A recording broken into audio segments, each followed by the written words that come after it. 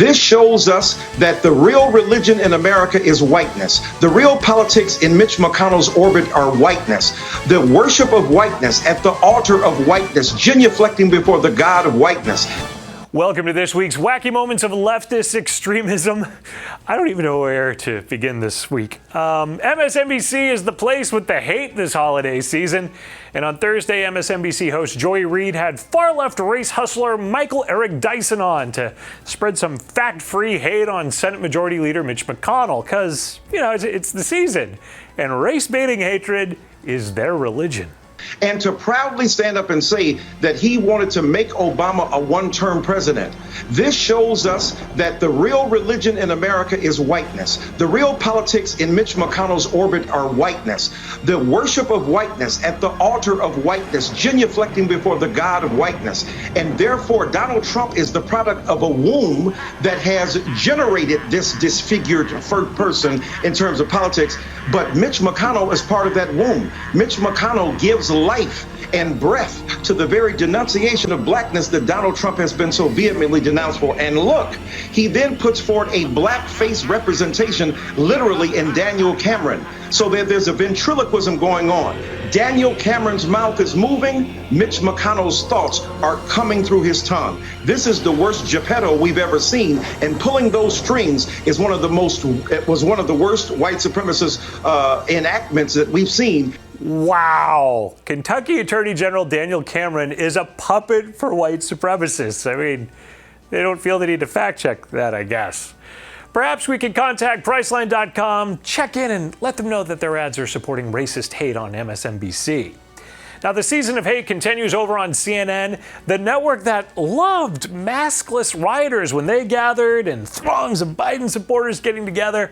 Well, they continue to send their holiday hatred to Trump supporters. By the way, Natasha, the gift you get for being an ardent President Trump supporter or friend is a super spreader event at the White House. They're planning all sorts of Christmas parties. Your parting gift will be exposure, possibly to coronavirus. One thing the leftist media certainly has no exposure to is irony. This week, MSNBC's Andrea Mitchell was joined by MSNBC contributor and, surprise, former Missouri Senator Claire McCaskill.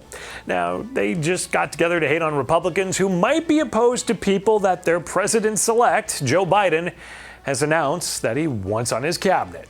A lot of controversial people who had hard-edged views got confirmed because new presidents are given some deference. And it just seems like the hypocrisy level that you pointed out earlier is at an all-time high going in, where they're trying to preempt certain people from even being nominated. The Republicans remember that there were many of us who voted for many of the Trump nominees, some of which I regretted after the fact, but they were qualified and he had been elected president. And that had typically been the norm in the Senate, not you never vote for the opposite party's cabinet.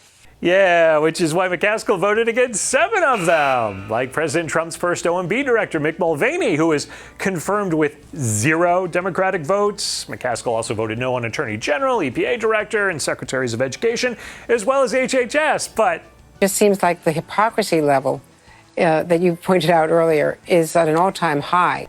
It sure is, isn't it? Especially at CBS, where you may remember during their coverage of the Brett Kavanaugh confirmation hearings in 2018. Hawaii Democrat Mazie Hirono. Because they really believe that women just sit around making up these things. How credible do you think her story is, given that she herself admits she's got some memory gaps? This is why the FBI needs to investigate. Believe, or at least investigate, the claims of women bold enough to come forward, just not Tara Reid, or this week, Melissa Carone, who came forward to testify on voter fraud in Michigan.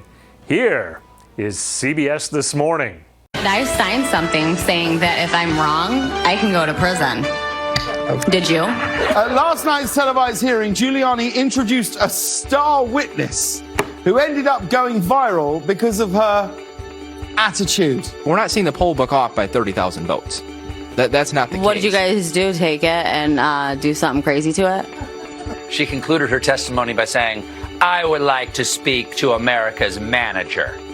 I'll wait." This morning's Eye Opener is presented by Progressive, making it easy to bundle insurance.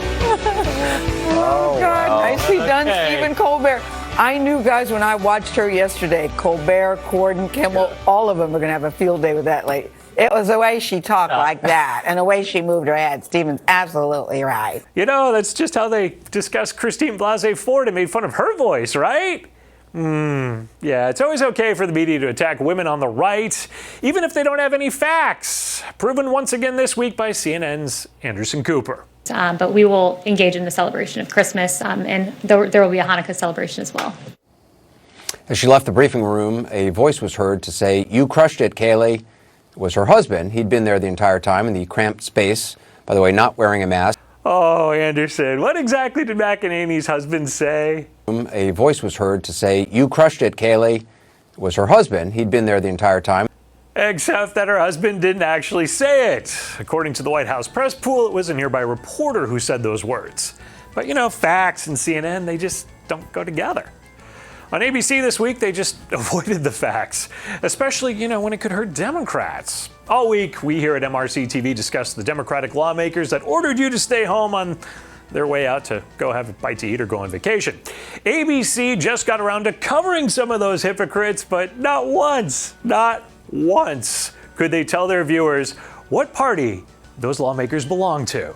We're going to turn now to some politicians behaving badly. A case of do as I say, not as I do, so to speak. So the mayor of Austin is under fire right now after telling his constituents to stay home because of the pandemic. And then he went on a vacation to Mexico. TJ Holmes is here with more. He's not the only one out there. Okay, so let me be clear here. The Austin mayor didn't tell people to stay home and then go on vacation. He told people to stay home while he was on vacation, chilling in Mexico. And he is not the only one here. This is not the time to relax. Turns out he sent that message, not from home, but while vacationing with his family in Cabo San Lucas. And Adler isn't the only one. California Governor Gavin Newsom called out for violating his own guidelines by attending a birthday party maskless and not social distancing. As soon as I sat down at the larger table, I realized it was a little larger group. Denver Mayor Michael Hancock also apologized for jumping on a plane to Mississippi just 30 minutes after urging people not to travel for Thanksgiving. The word Democrats never uttered in their report. I wonder why they were so silent about that. Don't you? That's all the time we have for. I'm Eric Shiner for MRC-TV. Please head over to MRC-Store to pick up some great conservative holiday gifts. Great stories and more videos await you at MRCTV.org. Please like, share, and spread these videos on the social media platform of your choice. We're on a whole bunch of them. We'll be back next week with some more leftist media wackiness.